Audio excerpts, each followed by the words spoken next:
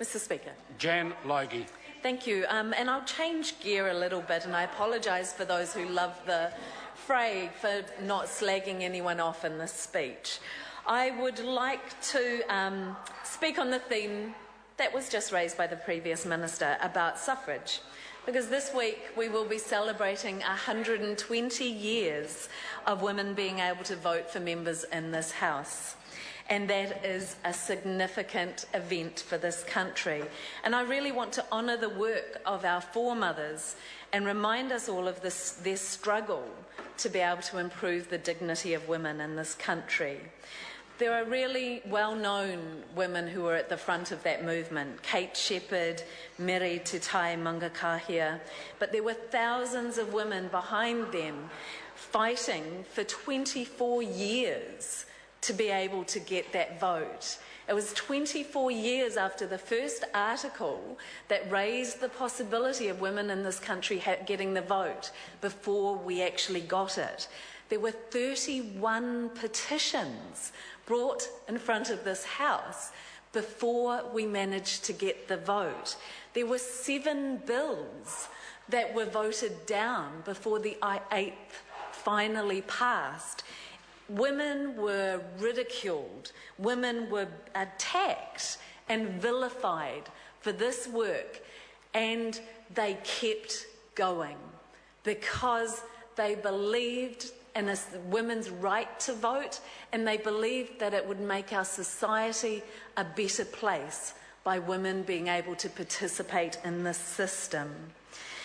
And yet it was still it wasn't until 1919 that women were actually able to be representatives in this House. Though I do need to acknowledge that Māori women gained the ability to be represented in the Māori Parliament much before that in 1897, and there certainly were parallel processes happening. But the first woman who was elected to our Parliament was Elizabeth McCombs in 1933. Eraraka Ratana in 1949 was the first Māori woman. Then we had a big kind of gap before Georgina Bayer was elected as the first transsexual woman in 1999, and Lui Mavanau Winnie Laban, and also as the first Pacific woman.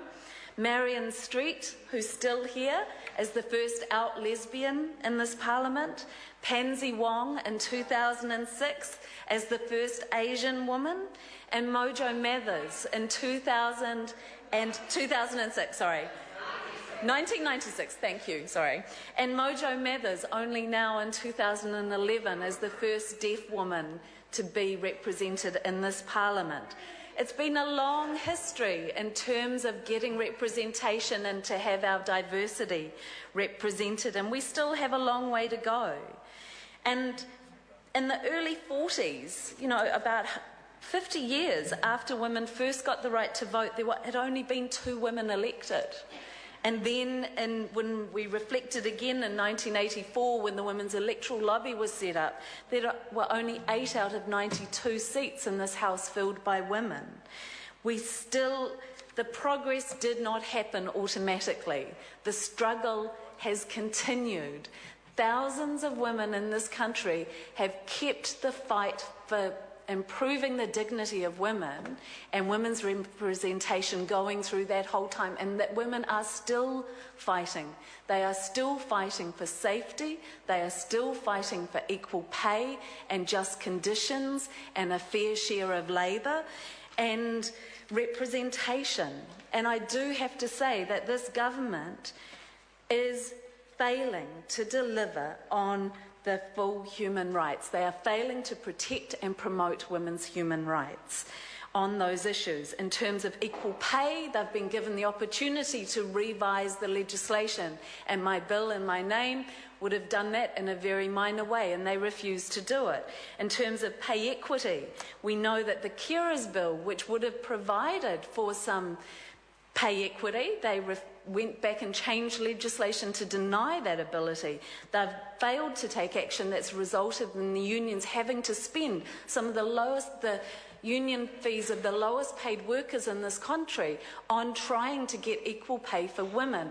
This country can do better. Women deserve equal rights, and we will continue that struggle. Dr.